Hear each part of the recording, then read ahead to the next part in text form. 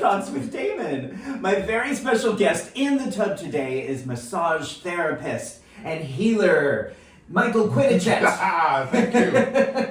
Welcome to the tub. Welcome to New York. Thank you.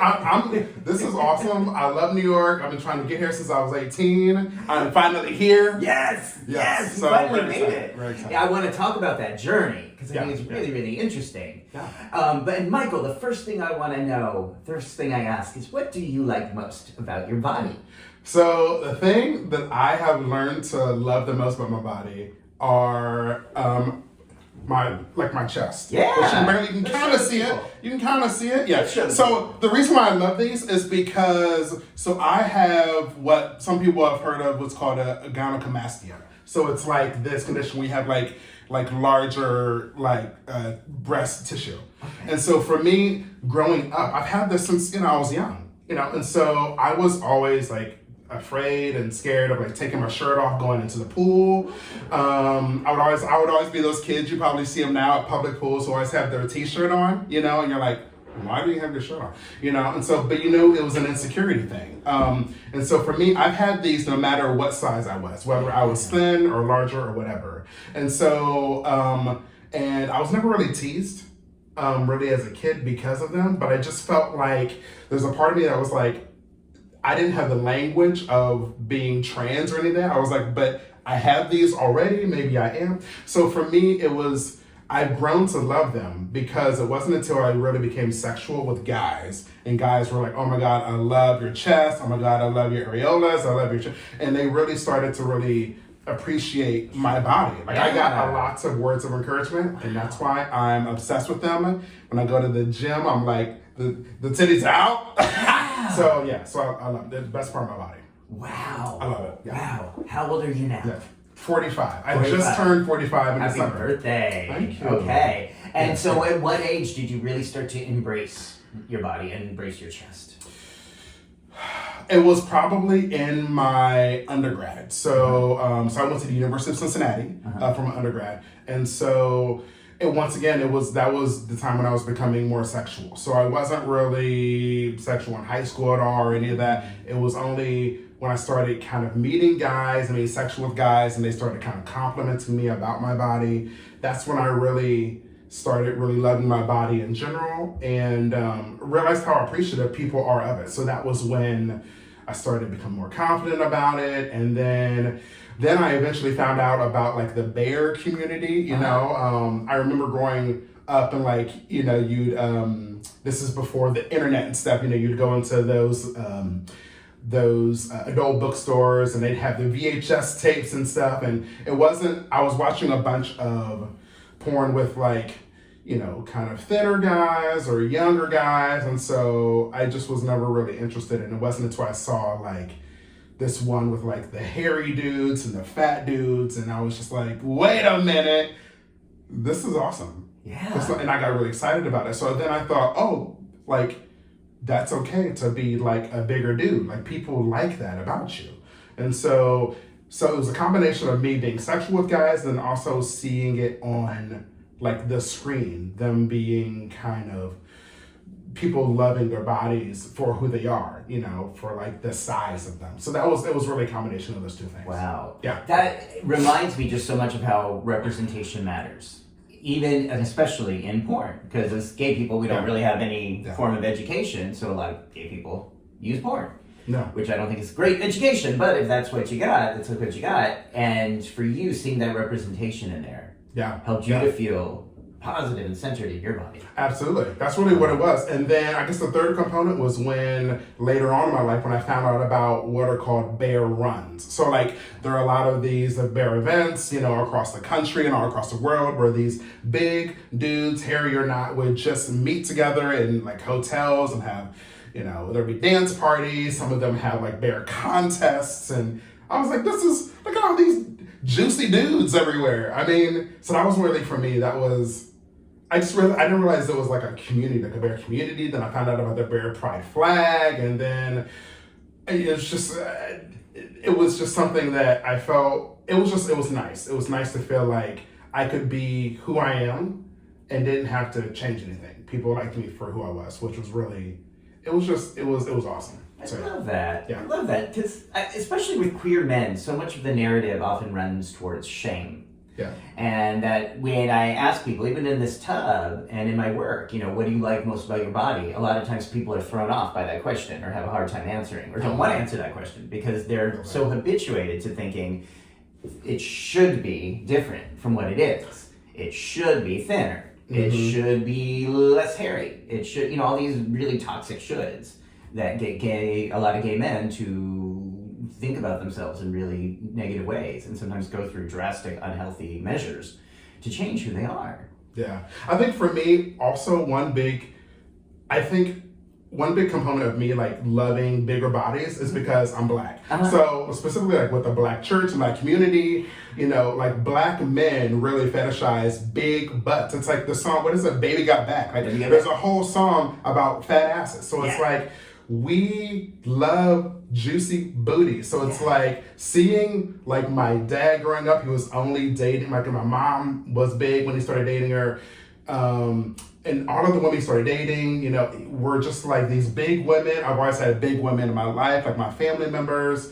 Cookouts were all about eating food. And whenever someone was thin, they'd always say, you look sickly, we need to give you something to eat. So being big was never a negative thing in my family, even growing up. So for me, I kind of grew up around big women. The big mama is kind of like a phrase that even we call like our relatives or our auntie. So for me, I think being around big women and being comfortable being big, I think for me, really, it's one of the things I haven't really realized till recently. It's just like, it's something that I even grew up with. Like I just, even when I was getting thinner in college, I remember my grandmother being like, I just want to make sure they're feeding you.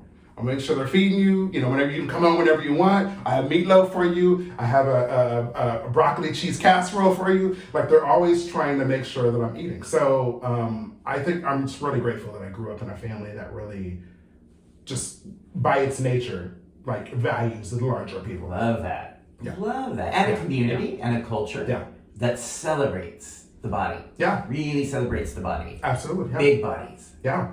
Beautiful. Yeah. Now I know that is also what you bring into your healing work. Yes. And let's talk about that. Yeah. Okay. Yeah. So a lot of what you offer, and I think what distinguishes your services here in New York and everywhere you've been before this, is that you really offer healing touch. Yeah.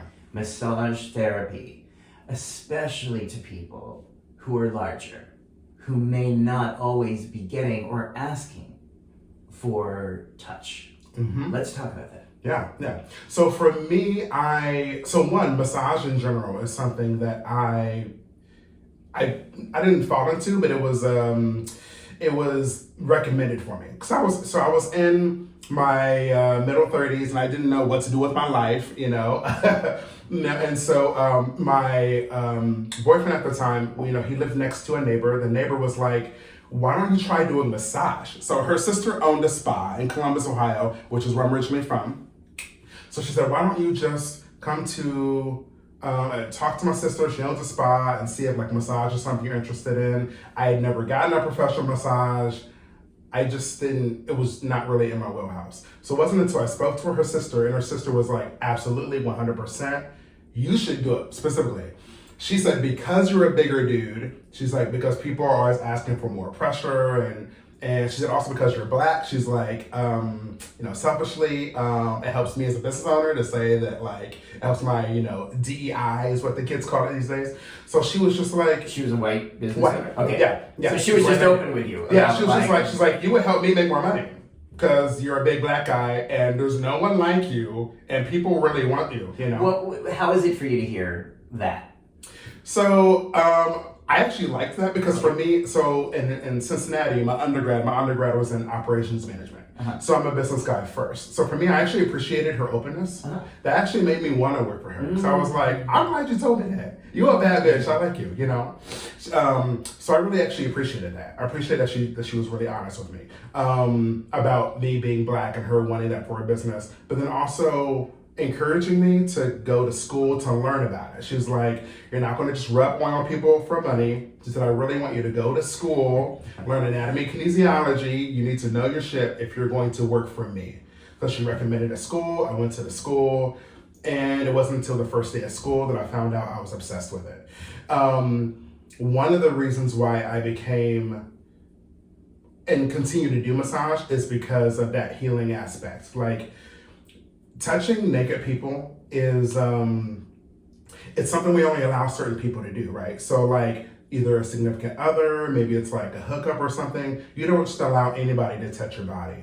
So for me, I was kind of fascinated with the idea of having a stranger who books a massage with you. You know, you're in a room one-on-one, they take off their clothes or like under a sheet, you're rubbing their body, and they just like allow you to do it. They don't really know anything about you, you know, but they need it. So that was fascinating to me. And then secondly, more importantly, it was really the stories. It was the stories that specifically like gay men would tell me on the table about like their body shame, about like shame that came from their parents who said they were too fat or too thin or too old or too young or they were too dark or they were too light or whether they were like neurodivergent or, you know, so it wasn't even just their body size. It was like even if they had like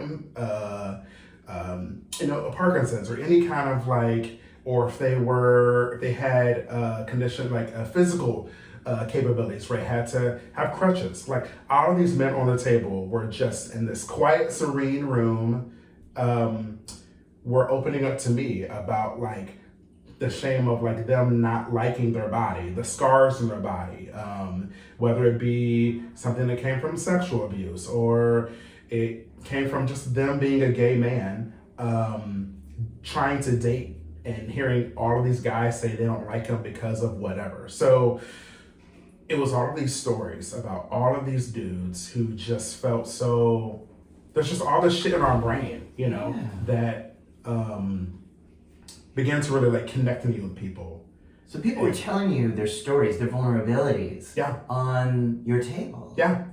Wow. Yeah. And these are people who I didn't know them. Like they would just, you know, these were people who saw me for the very first time. They booked a massage with me and they just, I think I felt comfortable because they felt comfortable enough with me to be able to kind of let all of that, you know, that like stream of consciousness go in a relaxed atmosphere, in a safe atmosphere where they, they just felt like it was a place they felt comfortable saying those things. So, I mean, a big component of what I do now is with like larger folks. So like, you know, it could be big dudes like bears, chubs. It could be big women, you know, trans folks.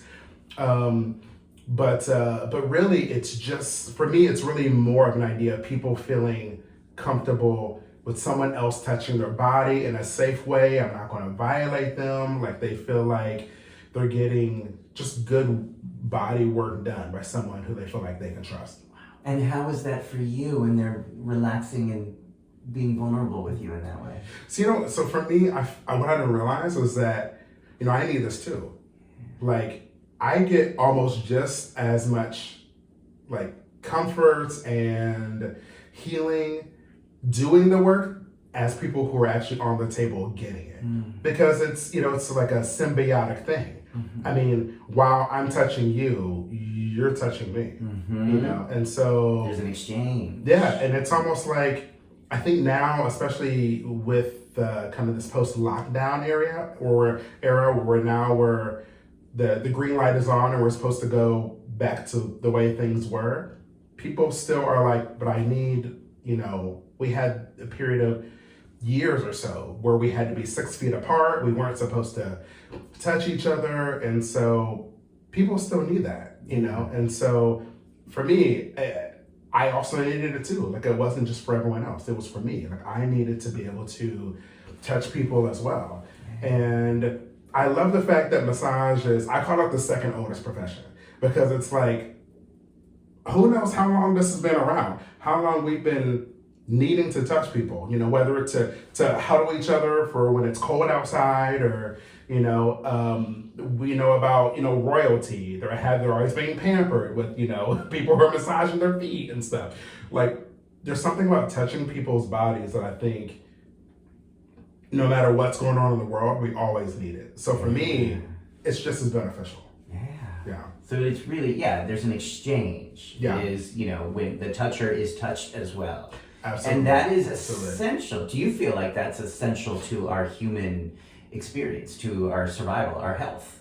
Absolutely. Yeah. Yeah, it's specifically with guys. I feel like it doesn't matter how you identify sexually in your orientation, we need this. It's like I always find it weird, especially when I go out to like bars and stuff, when you meet someone for the first time and they're like, "Hey, my name is Joe," and they want to shake your hand. And I'm like, "But we're not doing business. This is not like, we're not on Wall Street. Like, what is I want to hug you. You know what I'm saying? Yeah. I want to like feel your body.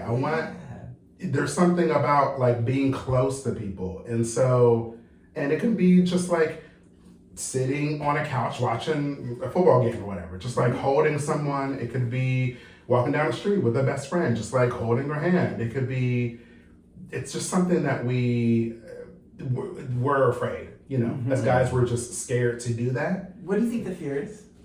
I think, so part of it, I think, is perception. Most of us, I think, feel comfortable, like in a space like this. If we're at someone's home in a tub together, we may feel more comfortable touching each other. But when we go out the front door, and if we continue to hold each other, then we start looking around and start going, what are other people going to think about us? And we allow other people's perceived perceptions of us to like get in the way. And so I think that's a big part of it. It's just being afraid of what other people are going to say, what other people are going to think, or there's a threat component. Maybe for like people may yell faggot at you or get bashed or something, or it's just, a lot of it I think is just outside perception. But then there's also a component as well where maybe we weren't touched enough, whether it's kids, teenagers, adults, whatever, and we're just not comfortable with someone touching us. Do you find with some of your clients that there is sort of a point at which they're almost, maybe perhaps they weren't touched enough, so like they get to the point where they almost have they're saturated, that they can't really take anymore? Yes. So one of the main kind of crux of what I want people to do on the table is just relax, and so what I find is some folks who've seen me for years aren't able to really, it's like you can tell when someone is nervous or anxious. Our nervous system doesn't lie. So like I can tell when someone's tensing up, and I can tell when someone's relaxed. And so there's some folks who I think, because of whatever reason, they're just very sensitive to someone touching their body. And so as the session goes on, I think they feel a little bit more comfortable and a little bit more settled. But then as soon as the session is done, you can just tell that they're just very sensitive to someone's touch. And so for whatever reason. And I think they appreciate the massage. And so I've had a number of them tell me, this is not about you. Like, I want you to know that I'm trying to relax. I'm trying to do these things, and so I just tell them that, you don't have to try. I just want you to be here. Just be here, let it go. There are no expectations. I'm not expecting anything from you, but to just lay here and let me do my thing. And so it's those reassurances that I think also help people to just kind of settle in and relax a little bit. Do you have people share with you why touch might be trauma-induced or triggering for them, or people who have been through some sort of physical trauma? Yeah, so I've had, specifically a lot of the guys that come see me talk about sexual abuse.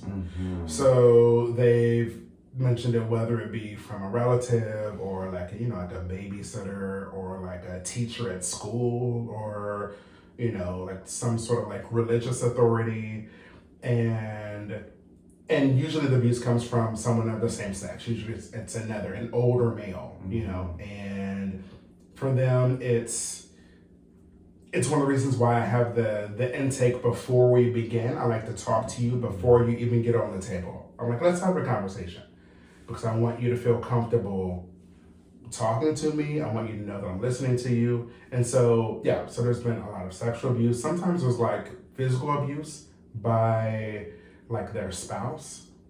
And so like they're coming to see me because they really they know that they need more touch in their life, and they know they need to relax a little bit. And so they just want someone that they feel like that they're safe with, that they're comfortable with.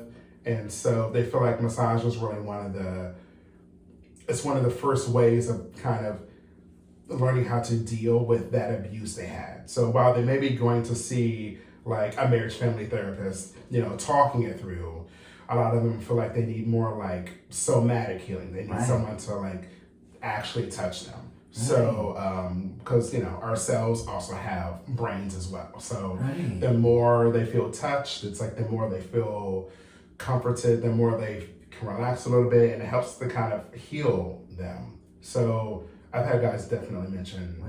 And you're talking about men who have been abused by their spouse.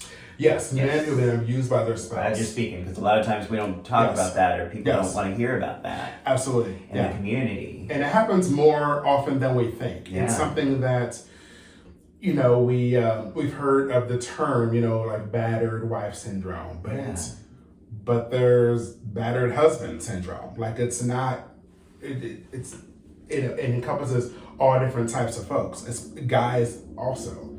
So, and that's something difficult to talk about. It's like, who do you talk to about the fact that your spouse or your boyfriend is physically harming you, And there's the component of like, do you go to the police? Okay, you could, but what if they harm you more? They keep threatening you. And so where else do you go to feel safe? Do you have friends that you feel close enough to that you can talk about these things with? And they don't always tell their therapist either. I mean, I can only imagine. Yeah, because there's shame and there's embarrassment. Yeah. And my realm is talk therapy, but I think often people are more vulnerable and open with you in the naked somatic realm. That there's just partly, and this is why I do naked interviews, because people are a lot more open and honest and vulnerable when they're naked. Yeah. Well, I think also there's something about, I think people, you probably know, there's probably a stigma when it comes to going to see, a marriage family therapist. Yeah. And so I think there's something about massage where it's not expected to talk. Yeah. And so I think since I'm giving people the permission to not say anything, but just like for an hour, 90 minutes, whatever, to just lay there and do nothing, I think it gives them kind of the license to be able to open up about stuff. Mm-hmm. Yeah, and so it's like they're not being forced to say anything. And I think finally, whenever that time is, whether it be immediately on the table, whether it be 15 minutes or an hour into it, they finally feel comfortable enough to finally start talking about stuff. Wow. How do you carry that? I mean, the emotions with that? So for me, I've had to learn how to kind of recognize that it's, I enjoy it and it's my job, but I can't take it at home. Mm-hmm. So I have to find ways of kind of shaking it off, mm-hmm. Like people bringing in all this heavy shit. Like, what do I do to when I'm done with work to go home and kind of be my own self? That's when I have to find things to do. Yeah. So there's other things to do. So for me, I love sleeping. Uh-huh. Sleeping is like my major pastime. I can sleep for 10 hours a day. I love it. It's amazing. I love it. And it just feels my body feels rejuvenated.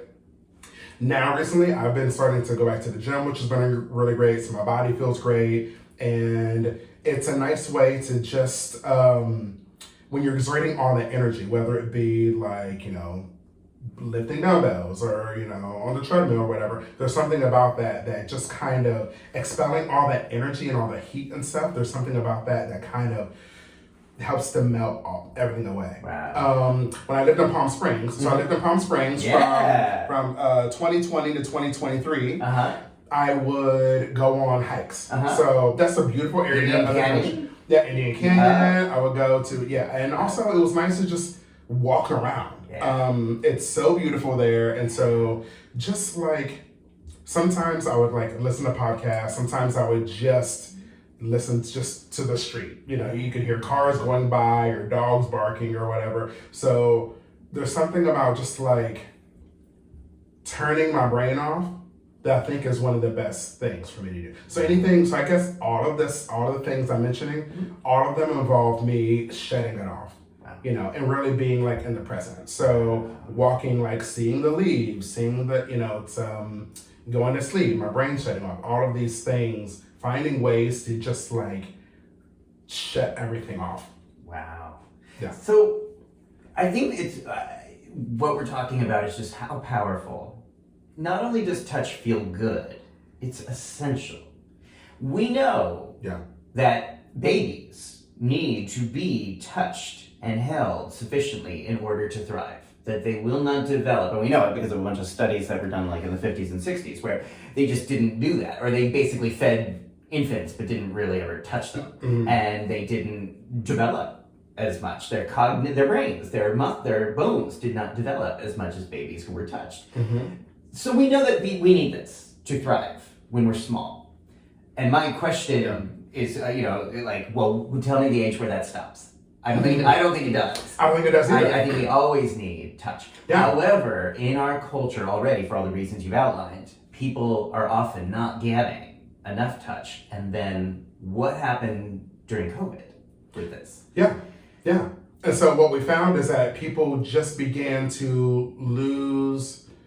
So there's a big wave of depression that began because you might as well just throw someone in prison in solitary confinement. Yeah. That's another classic example of one way of punishing someone in prison, from what I've been told, is to put them alone by themselves. And so, why is that a form of punishment? Well, there must be something about the lack of socialization that causes people to lose their mind, And so that's exactly what happened with COVID. I mean, even people who, had a spouse, who, had someone in the house, it was just those two folks. A lot of folks ended their relationships during COVID. I was one of them, and so. Because of the situation? It was, so we were polyamorous for 12 years. Yeah.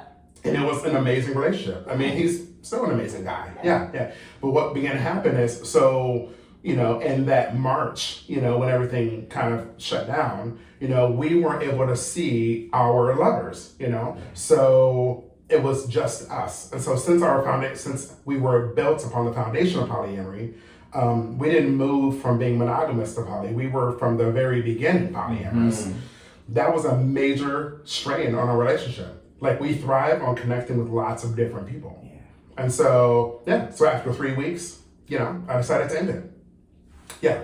And so when it was just the two of you? It was just, So, and so because we weren't able to see anyone else. Wow. And so, so then for me, I think, so I know firsthand, the kind of the effects of not being able to touch and see people. And so, I think there was a wave of depression that began to happen. People began to, since you're at home and couldn't do anything in those first months or so, people began drinking a lot more. People probably were using drugs a lot more. And then you think about the component of the folks we mentioned earlier who have some sort of physical abuse in the home. Now they're stuck in the home with the abuser. And so they can't they can't seek help because everything was shut down. They actually couldn't even get any help. Yeah. So those folks suffered even more so, And can you talk about the effects of touch starvation? So for me, I mean, what I've seen, at least what folks have told me, is that there's something chemically that like changes in our brain where we began to feel like like I mentioned earlier, there's this like depression component. We begin to feel like it kind of changes our world, because then you feel like you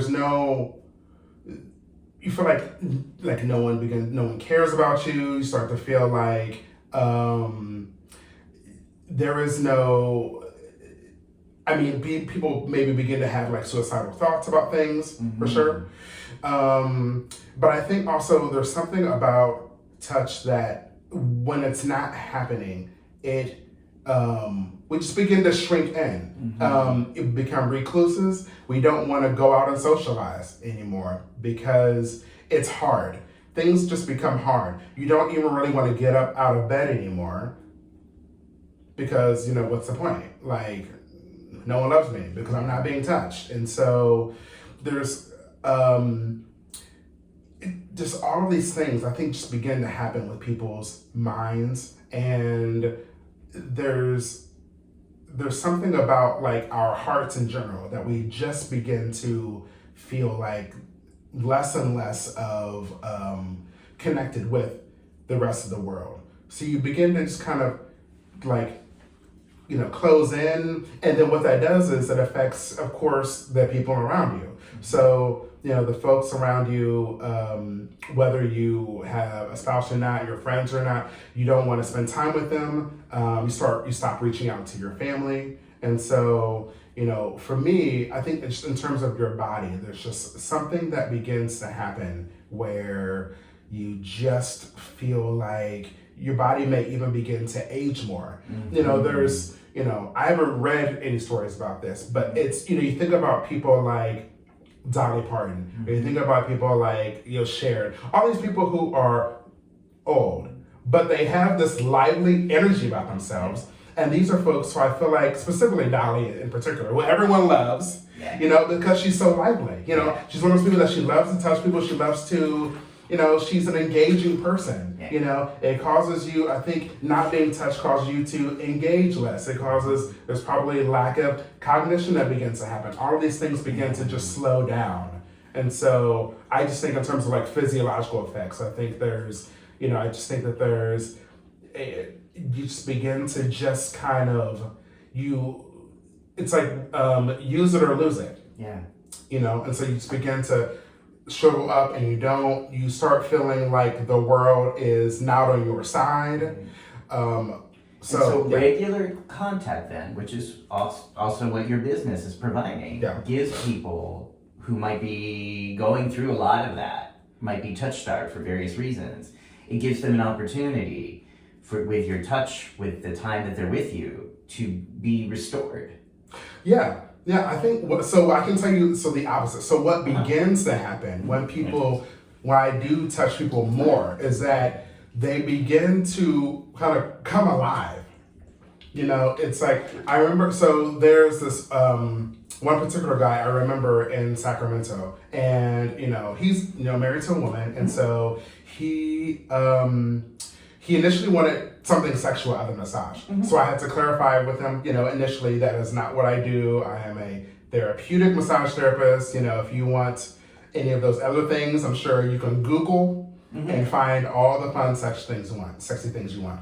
But he was kind of a shy guy, and I could tell almost immediately when I started massaging him that he was really enjoying it. His body was just relaxing a lot more on the table, and he just began to, you could just tell that his body just started really becoming alive. I don't really know how else to say it. You feel the charge. Yeah, you can just tell, when you meet people, you can just tell there's an energy there, And so, but then as soon as the massage was over, he'd kind of like clench back up again.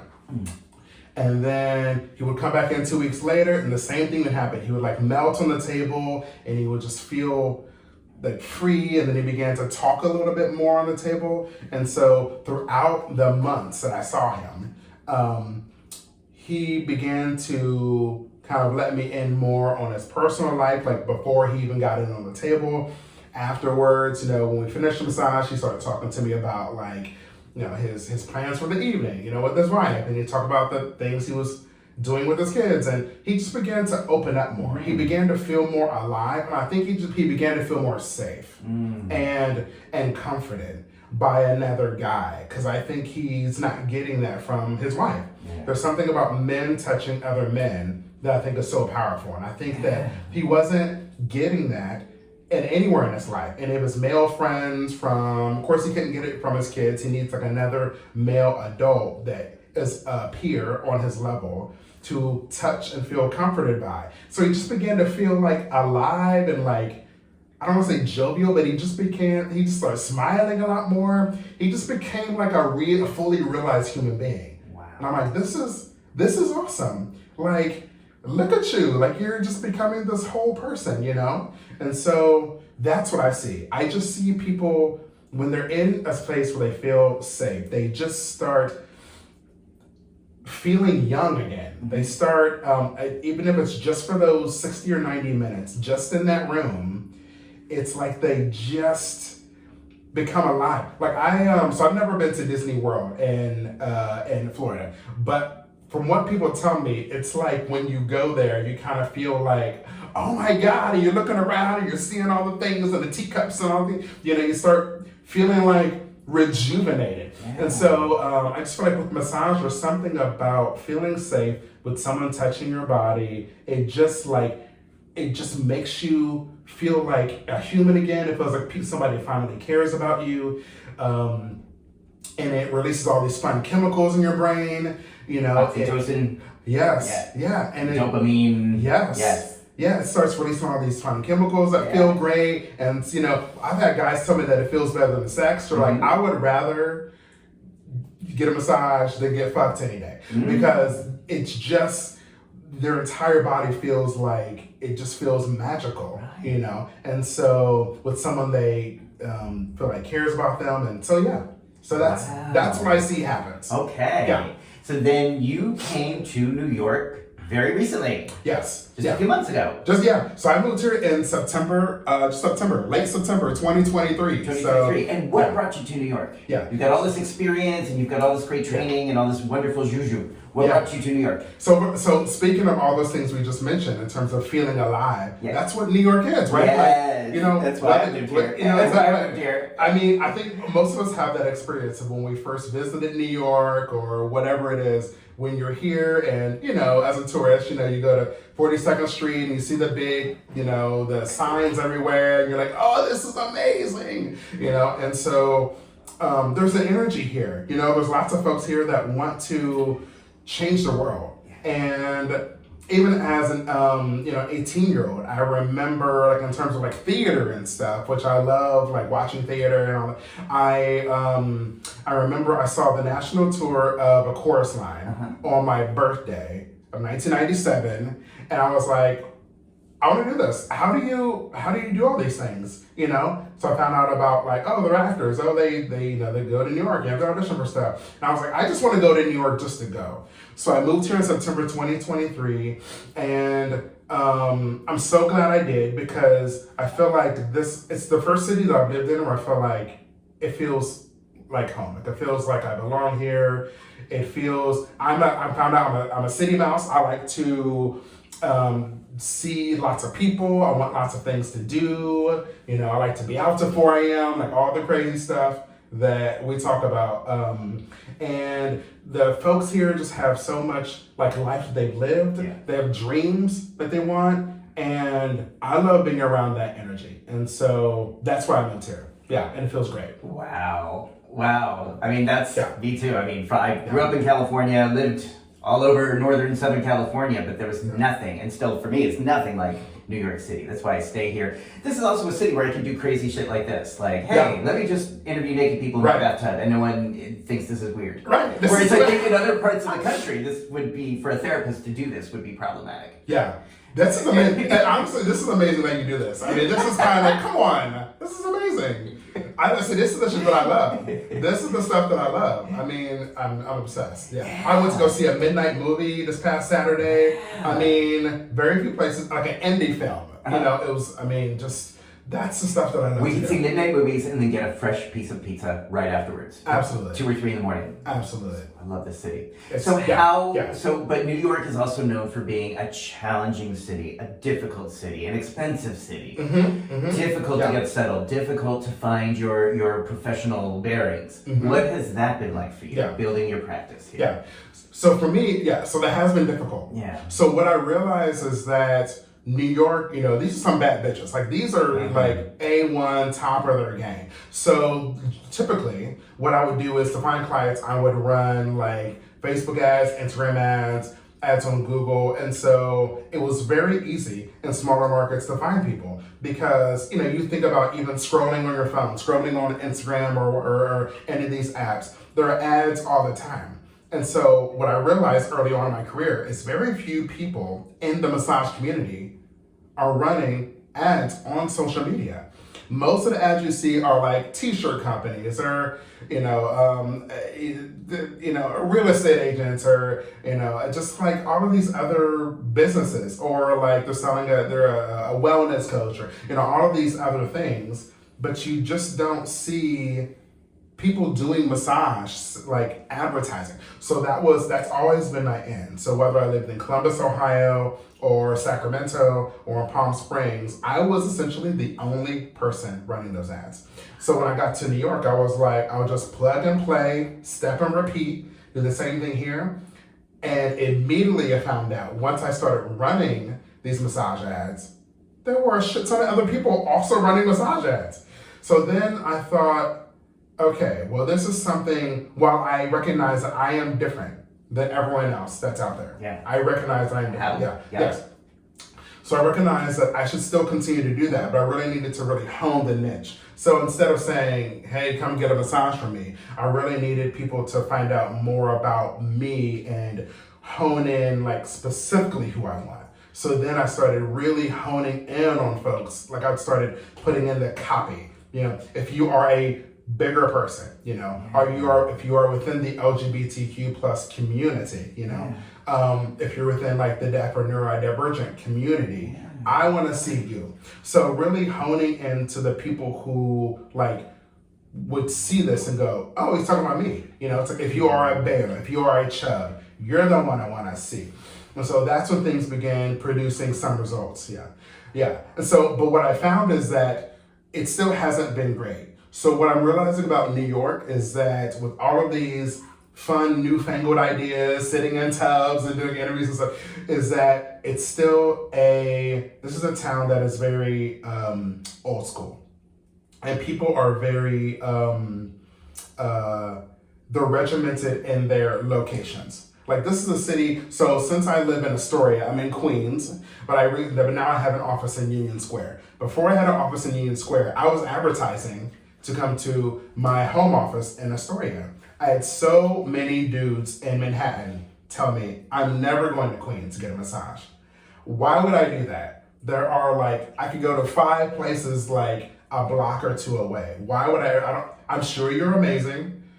I'm sure I will get an amazing massage from you, but I'm not taking 2 trains to go to Queens to get a massage. That is such a New York answer. Right. Yeah. So that was the thing, is that I was like, these people are not going to come to me. So then I had to figure out, so how do I live in Astoria, so where do I find space in New York to build my practice? So first I was stubborn. I was like, man, fuck y'all.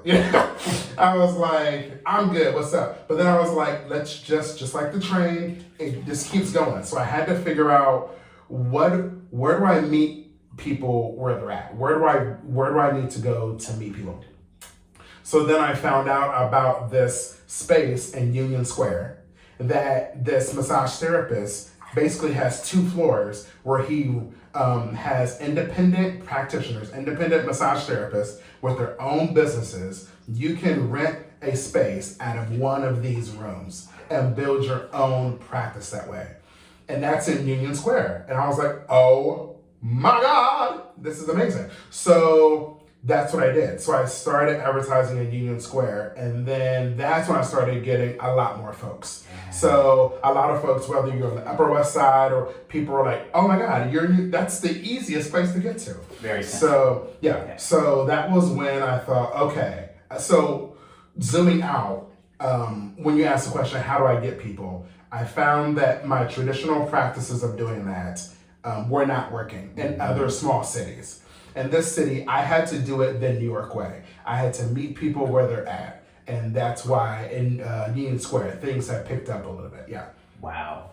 Yeah. I'm glad that's picking up. And I know the link is going to be right down below, but I really like the way your website shows everything you're saying. Body positivity, but not just being body positive, saying to people who are larger size, neurodivergent, trans, Yes. I want to work with you. Yeah. I want to help you. And I think that is such an important, distinctive, and beautiful way to offer healing work. Yeah. That I don't think I've ever seen done before. Well, I was thinking, speaking of the trans community, there's not very many folks or businesses in the massage community that are reaching out to folks that are trans. And if we build a larger context of touch, talking about being touched, folks in the trans community, whether you're, identify as a trans man, woman, masculine, feminine, doesn't really matter how you identify within the scope of being trans, I can only imagine the touch that they, talk about like safety, you really want to make sure that like the person who's touching your body really appreciates you as a person and you feel safe with their body, and so, not only folks that we've heard about the murders that are happening with specifically Black trans women, but this encompasses folks that have gone through a transition or not, but still identify as that, like being touched by somebody you only have people touch you that you feel comfortable with. Mm-hmm. And so going back to massage, so many trans folks don't get massages. I can only imagine how uncomfortable it would feel going into a traditional spa and maybe the name you identify with now is not the name that is on like your driver's license, your ID. Then you have to deal with potentially someone asking you stupid, ridiculous questions. But then also you don't know if the massage therapist that they give you, are they transphobic? You don't know this person, so you don't know how they're going to react when they see your body. So there's all of these hoops that trans folks have to jump through to even get a massage, So how do you know if someone feels comfortable with you and your body? You only know unless someone actively says it, like somewhere on social media, or it's written on their website somewhere, or you just never know. If it doesn't say like, accepting of all like BIPOC and trans folks, you never know until someone actually is explicitly mentioning it somewhere. Right. And that is what you do, I think, so well in your marketing, is to make that really explicit. Trans people welcome, larger people welcome. You've mentioned in other interviews about some of the discriminatory practices that you've been told, that some of your clients have told you about when they go to massage therapy and are told what? Yeah. Told you're too... you're too. I've had clients tell me that you're too fat. Like there was one of my clients when I was up in Sacramento. He mentioned that he drove from Sacramento to I think like San Jose or that area, like the Bay Area. That's far, yeah. To get a massage from this like openly gay massage therapist, and my client said he got to his place, opened the door, and this therapist, which I don't know if I can even use that term, this person told him that they were too big. They said, you're too fat and I can't work on you. And then they closed the door on him. And then it's just like, what the fuck? So what does he do? So I can only imagine like the drive back home, the hour and a half or 2 hours, and being like, well, it's just like fucking crazy, I have a lot of Black clients who feel comfortable coming to me because I am Black. Now, while they may not necessarily have had issues with like white massage therapists, they probably almost indefinitely have had issues with white people. And so talking about being comfortable with someone touching your body, so I have those things, So it's just, and then I had some ladies who, in like late 2020 who were from, I think, what do you call it? The northwestern area of United States, that whole whatever it's called, Pacific Northwest. Mm-hmm. They're from the Pacific Northwest. They were down in the Palm Springs area, and so they were down there, like, creating content, Mm-hmm. which is a big thing that happened in 2020. Y'all know what I'm talking about, OnlyFans. Erotic content. Yeah, so they're creating like erotic content and stuff. And so, but they both just wanted massages. These were two big, beautiful women. So they just Googled massage in the area, and then they found me, and they came in individually, but they were just grateful that, like, I didn't care how big they were, and they said not only that, like, you want to see us, and you're really good at what you're doing, and you don't care that we're sex workers, and so they were just like, we need more people like you. Like, why aren't you everywhere in the world? Wow. So yeah, so I had folks that are, depending on your race, your size, all of those things. I mean, that's beautiful. Yeah, and again, I'm so glad you're speaking to that, because these are experiences that I'm really not aware that are happening. And I know that if you're hearing them, they're happening a lot more than even just the instances you're hearing about. That kind of discriminatory, shameful practice in massage therapy world. Yeah, I mean, even right now, one way I've gotten clients is on. So I'm on a couple sites that are like, there's guys on there that do like erotic massages, like these gay massage websites, and it's kind of a mix of folks that are like licensed massage therapists who do therapeutic massage, and then you'll have guys in there that do like lots of other sexy things. But a lot of these websites, the folks on the websites are like ripped dudes. They have like 6-pack abs. They have their shirts off. It's very, you can kind of tell that they are really gearing their massage towards one type of clientele, and so I love being different. I've always been different. I've always been a trailblazer. I mean, my hair, like, I've always been doing these big ass earrings. I've always been different, and I loved it. And I was like, oh, I'm gonna be different than y'all hoes. So what I did, so I was like, on this website, like, I intentionally checked like the chubby category. I was like, if you're checking categories of like the male body workers you want, if you check the chubby category, I am basically the only one that will come up, because it's like, some of them like big guys too, and so I'm also one of the few black people on there. And so, I think it's great to have all different types of massage for all different types of people. If you are a larger person and you want to make sure that someone's okay with your body, ideally, you want to find someone who looks like you, someone who weighs over 250 pounds. And you're like, I want that guy, And so I'm grateful to be on these sites. And I've had so many guys tell me, I'm so glad you're on here. They'll mention that they're like, I'm 300 pounds. I just wanted to let you know that before I come in. I'm like, the bigger, the better. Bring it on, Love that. And so, yeah, so, Wow. and these guys come in, they tell me these stories about them feeling uncomfortable with their body, how they've had these negative experiences with massage therapists who are like, saying that they're too fat to massage, or like they, or they, what's the term? They'll have instances where they will, the body work will make excuses to not rebook with the person. Like, oh, I'm just too busy. I can't see you again. I don't know if it's ever going to happen. And it's like a microaggression. Knowing like, okay, they clearly don't want to see me because I'm not attractive enough, or whatever, I'm not the type of client they want. So I just heard lots of just crazy stories. Yeah. Now I'm so glad we're speaking to this, because it's so important people know anyone who's ever had an experience like that is definitely not going to have that experience working with you. And absolutely right. Do you also go to people's homes?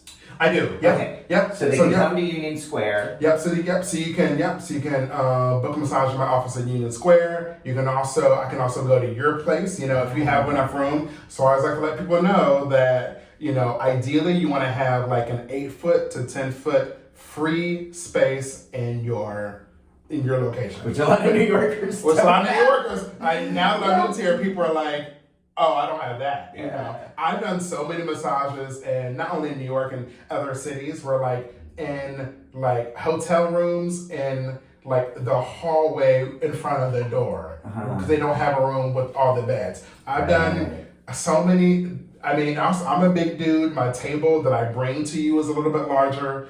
And also I need room to move around the table, you know, and it's not going to be on a bed. I'm not massaging you on a bed. That's one of the most, it's not comfortable. It sounds sexy or whatever. That's not comfortable.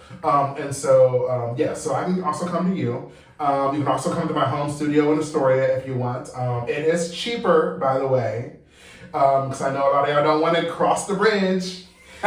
So I was like, so the incentive is like, it's cheaper to come to my place in Astoria. Okay, so you can do Astoria or Union Square or go to somebody's home. Yeah, so there's 3 options. You got 3 options, yeah. Wow. And then when you go onto my booking link, you can choose the location you want. So you can choose to either go to Union Square, you can choose to come to Astoria. How far do you travel?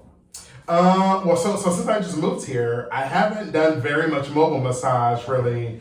But in terms of Manhattan, I mean, I'll go anywhere in Manhattan. I'll go anywhere in, I haven't been up to the Bronx yet. I haven't, I've done a mobile massage here in Brooklyn. I won't go to Staten Island, sorry. I'm not going to take my, take my, on the ferry and stuff, take my table on the ferry. But I'll go anywhere, and mobile massage is more expensive. So, but yeah, if you have the money, honestly, I'll go anywhere within those 4 boroughs. Wow. So yeah. Oh my goodness. Yeah. So last part I just want to hear about. So you're 45, you're living in New York. What is social sex life here for you? How has that been? So it's been awesome. Yeah. So for me, what I'm finding though is that I like to have lots of I don't know if I want to call it public sex, but I'm an exhibitionist. I mean, clearly, I'm in a tub with naked people, so I have no problem showing off my body. So for me, I love that it's readily available. I love that I can be exactly who I am, and so it's what I love about New York is that it's very black and white in the sense of people either want to have sex with you or they don't. It's either one or the other. So I like that there's not very much ambiguity, which I found out of a lot of other cities. There's lots of yes, come over to my place, we'll hook up, and then an hour before they're like, oh sorry, I'm busy. They cancel the last minute. There haven't been very many last minute cancellations. It's either absolutely come over, I'm rock hard, let's do it, or it's no, I'm good, bye, and then block. It's I actually would prefer that. I'm I'm very decisive. So give me one or the other. Yeah. Absolutely. So you're someone's cup of tea or you're not. Yeah. No. New Yorkers are more clear on that. Yeah. I love that. Yeah. And so for me, I like to also really quickly, I have to mention in terms of my business, like I mentioned before, I am I do therapeutic massage. So I like to let folks know that I've had so many guys book massages with me, hoping that they'll get jacked off, or I'll stick my dick inside of them, or I'll suck their dick, or all of these things. And I tell them I don't do any of those things, And so I've had so many guys who have had negative experiences with body workers who do sexual massage, where the body worker will want to give you a hand job, but what if you have erectile dysfunction and your dick can't get hard, or what if it's or there's shame, there's still sexual shame that the guys still have with all of that. So I've had one of the stories I like to mention is I had a guy come see me who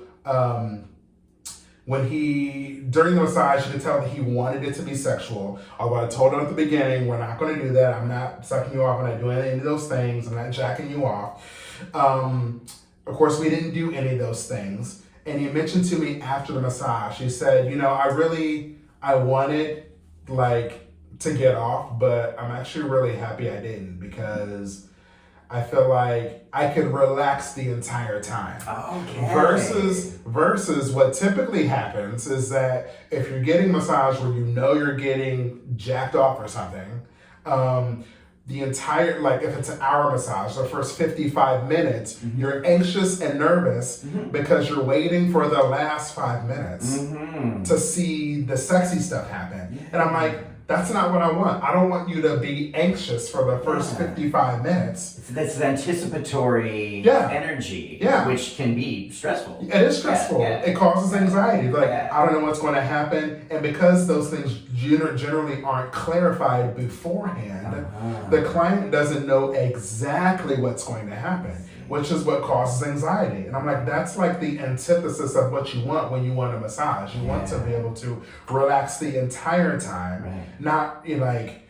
Will I be able to perform? Yes. Will my dick get hard? That's the antithesis of relaxing. Yes. Yeah. And so for me, that's when people ask me like, I could be making 3 times as much if I decided to be like, have an OnlyFans and have be a sexual erotic massage person. But I don't do that because I've heard so many stories of guys feeling uncomfortable with those sexual situations during a massage. And they really prefer to finally be able to shut off their sexy brain and just like be able to finally relax on a table with someone they feel safe with. Wow.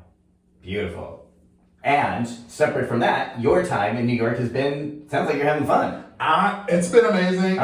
But I just went to go see Moulin Rouge last night. I'm loving it. I mean, since it's my first year here, I'm getting all the touristy stuff out of the way. Like, of course, I've done the Empire State Building. I went to go see the tree at the Rockefeller Center. Do you like pizza? Yeah, I do. Okay. Do you have a recommendation?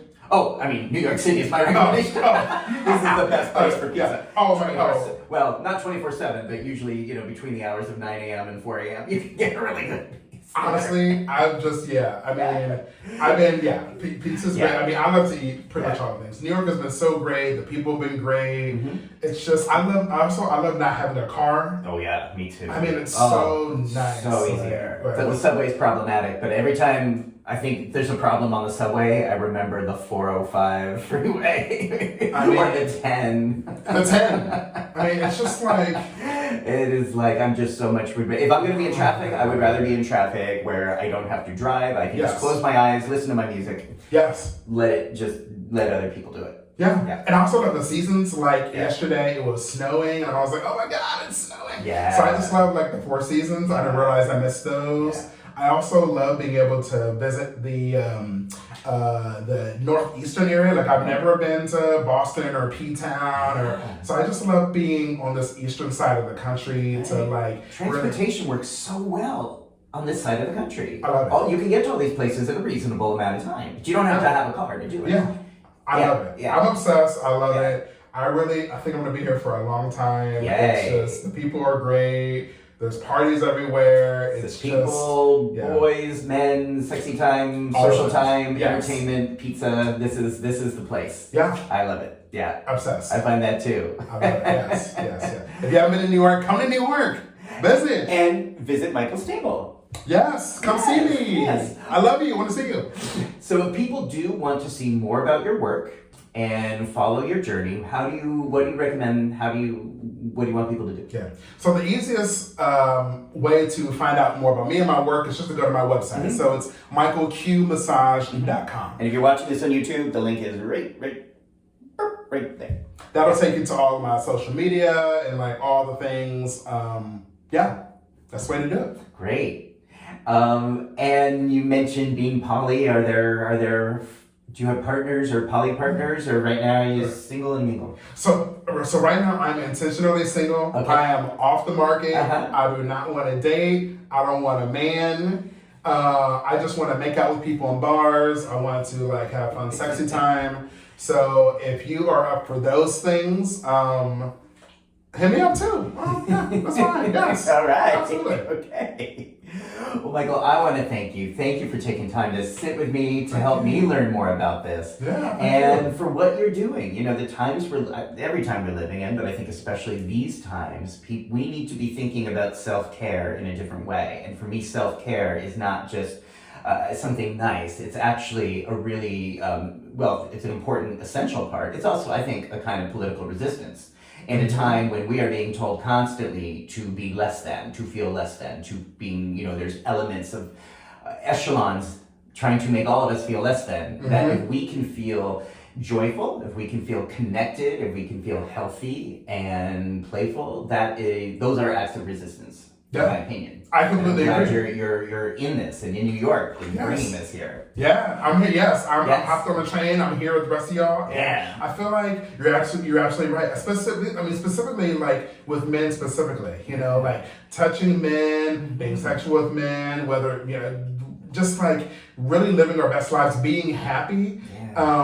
Is an act of resistance. It's so easy to watch the news and all these things and to let it tear you down. But I tell people to like reclaim your power and not allow all of this negative stuff to control your joy. Like you being the light who you are, that is like what's going to help everyone else to be joyful and to be like fully realized human beings, And so to be in the present, love your life. Be in the present, be the light.